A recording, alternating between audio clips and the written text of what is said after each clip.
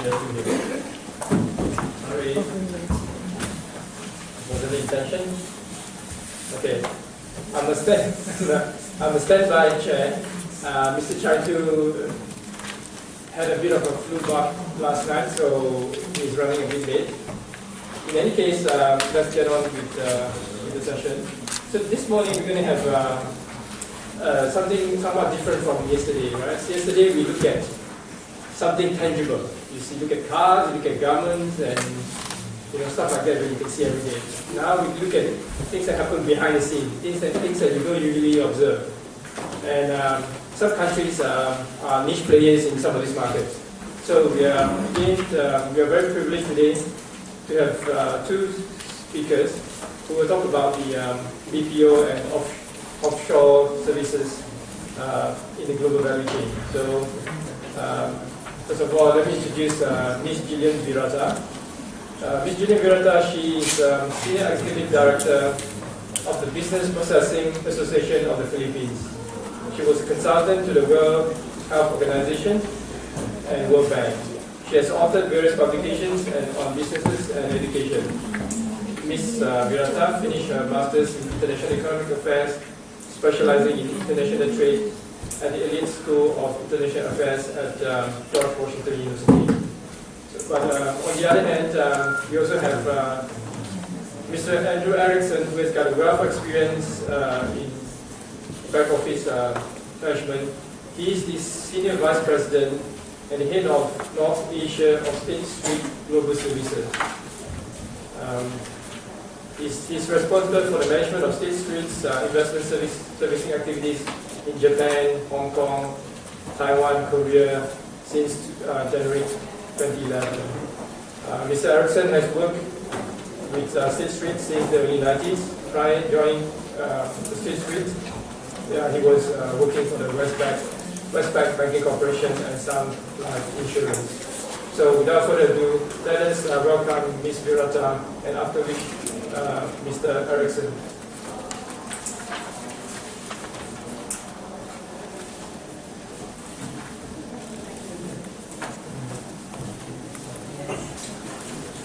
Good morning. I'm Gillian. I'm the Senior Executive Director of what we've rebranded as IBPAP, the IT and Business Process Association of the Philippines. I'm the Senior Executive Director because I'm the oldest person in the office. Yeah. We are a very young industry, a lot of young people working in our industry. I think the average age is about 26 years old. And you can see this is the presentation we normally present to investors who come to the Philippines interested in setting up IT or BPO in the Philippines. And along the bottom you'll see a list of the logos of all our associations. The organization I represent is the one that's here on the left, that's BPAP.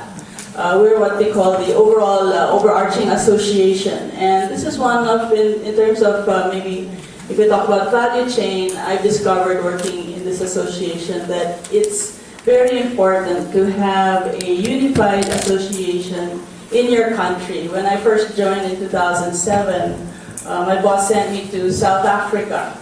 And that's where I learned that it was important to have a unified association, because the association right in South Africa told me that they had 4 associations that were competing with each other for government support and attention, and they couldn't. And the government was so annoyed by the competing requests.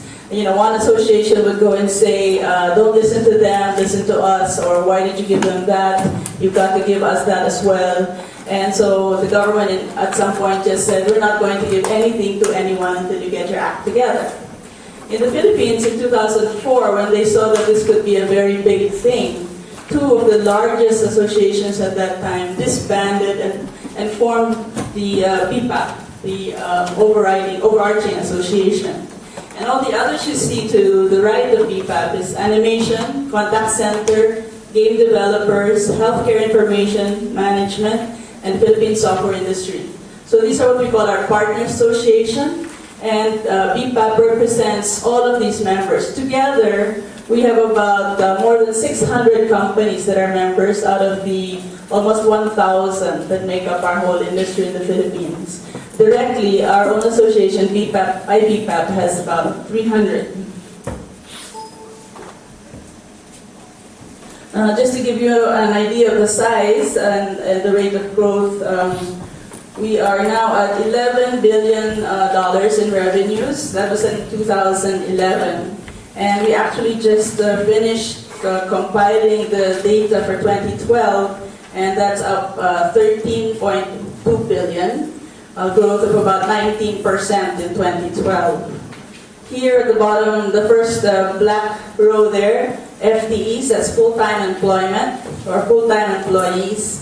And in 2011, we had about 638,000 people working in this BPOs, call centers, and software companies. And by 2012, we measured about almost 780,000. So that's a 21% growth in employment. And by that time, in 2011, we had almost a 10% market share, second to India, of course. The contribution to GDP to the Philippine economy is now at 5.5%. That was as of 2012. We're the largest private sector new job creator, and we also are the third largest export earner based on net value added, after the overseas workers' remittances and also tourism. So we have also the next wave cities at the bottom of the box there. These are our tier 2 cities, tier 3 cities outside of the main area of Metro Manila. And we now have 150,000 jobs in those areas.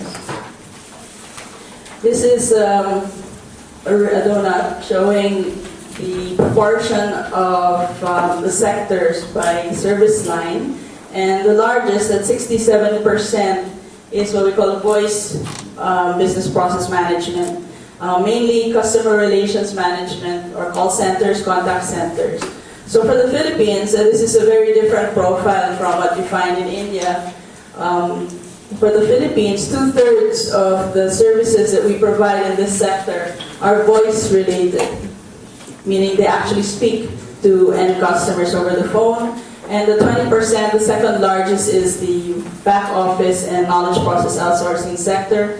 And the third largest, at almost 10%, is the IT sector. This chart is just different from the earlier one I showed because it shows our targets for 2016. The year 2016, our target is to reach $25 billion in revenues. And if you look along the bottom there, the second row, direct employment, about 1.3 million. So those are our targets. Indirect employment, we estimate around 3.2 million. So these are the numbers that we take to government and show them that if we work together, we can reach the accelerated case. And that would take about an average growth rate of 17% a year. Okay, so why has the Philippines become one of the top offshore BPO locations? And these are the main factors that we've compiled and that we've learned from our experience. And topmost, of course, is the scalable educated talent pool. A very large English-speaking country, 100 million people, again, not as large as India or Indonesia, but in terms of English-speaking, in terms of percent of the country that can speak English, it is really one of the largest. And I can show you later, a very high literacy rate with about 500,000 college graduates. Also Western-based legal accounting curriculum and certification. So here's a number of college degree graduates we produced in 2010, the latest available numbers from government. And you can see that we have a big group, or over 100,000 a year in the medical and natural sciences, many of them nurses. This is growing a bit smaller, but still quite large. The second largest group is business accounting and related fields. And then we have the social and behavioral sciences and education, and then engineering and IT related, as well as fine arts. So overall, about 500,000 graduates a year. And you can see the summary chart showing the largest countries, some of the largest countries. We're the 12th largest country in terms of population, but we have a very high literacy rate. it's very important in Filipino families that they have children who finish tertiary education. And you can see along the bullets there some of the other characteristics of our population that we think make us very competitive in this industry. Trainability is one thing, cost effectiveness, and at the bottom you see their high level of commitment and loyalty. And fourth at the bottom is customer service orientation. We have the highest customer satisfaction ratings for our contact centers in the world. In fact, one of the newly set up banks in the Philippines, multinational regional bank, said they tested tentatively our customer service because in their previous experience there was a very bad feedback from using foreign customer service agents. But they found in the 1 year of the test, there were 0 complaints. Never in the history of their contact centers have they had 0 complaints. And so now they're going full speed ahead to expand in the Philippines. This is just a chart that shows that there are many cities outside the main city of Metro Manila, which is marked by a yellow star. And the yellow bars are what we think the number of potential employees that we can hire if we can improve the hiring rate. So the employability rate is still a little low at under 10%. And we'd like to bring it up to at least 12 to 15%, and that would dramatically expand the number of people that we can hire. The demand for our services is greater than what we can supply in terms of the speed and quality, meaning companies are always in a hurry to expand, and they say if they could hire faster, they could be much bigger in the Philippines. Cost competitiveness. With Indian cities, we are in the top 2 most cost competitive in terms of labor leverage for English language voice. This is for finance and accounting, same stories. And for IT, application development and maintenance. We also have good infrastructure. There are several hubs within Metro Manila. So the difference in the Philippines is that our IT and BPO locations are actually in the central business districts of Manila. And some of them, many of them in high rises. And there's a story to that, but I might not have time to tell you. But it has created very dense hubs, IT BPO hubs within Metro Manila. And that means great access to public transportation, to amenities and facilities. You don't have to provide shuttles, you don't have to provide food. All the employees can just walk out of the building and get almost anything else they need. We also have other locations like Cebu. Cebu has also invested in its infrastructure, and this sector has actually transformed the face of Cebu. But it still has its beaches and its golf courses and its dive sites.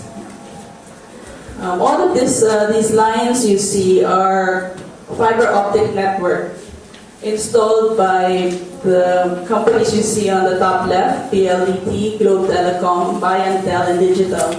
Meaning these are all private sector investments. They get so much of the revenue now from BPOs that it's worth it for them to plow it back.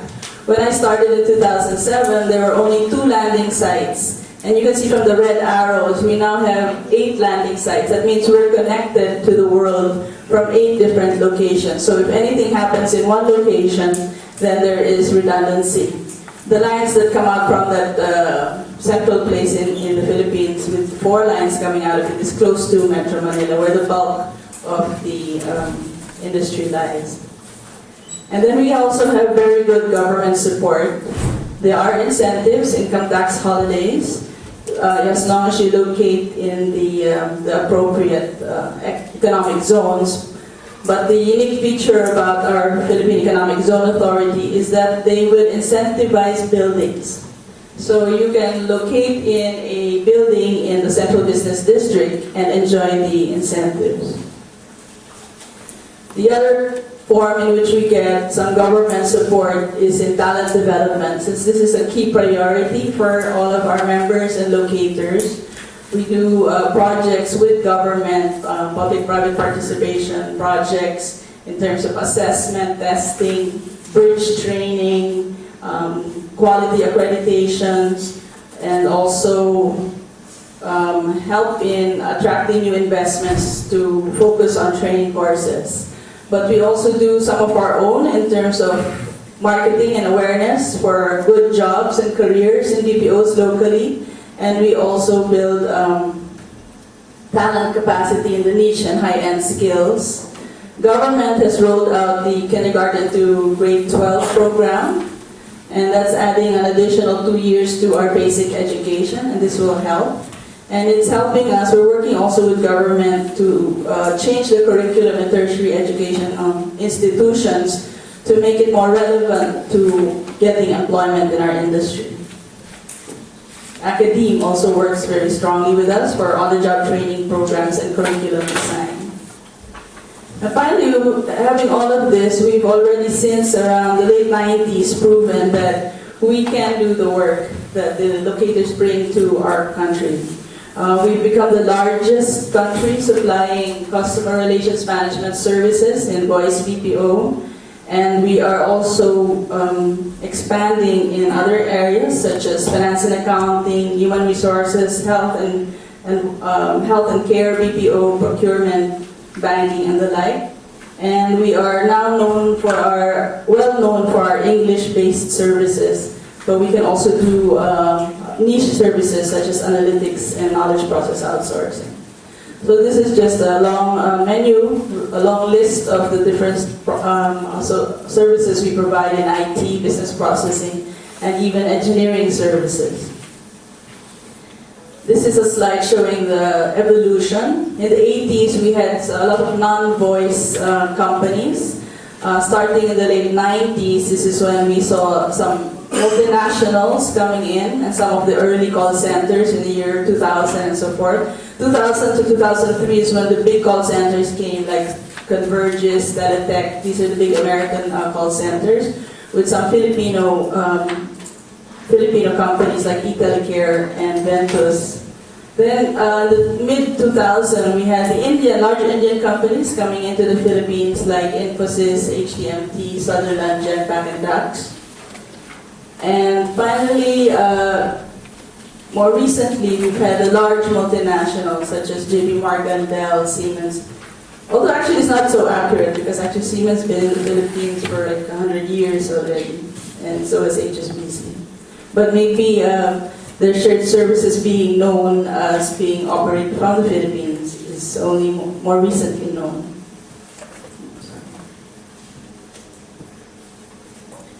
And these are some of the logos of some of the Fortune 1000 firms that are in the Philippines doing back office, financial services, banking, manufacturing, distribution, retail, healthcare, travel, energy, media.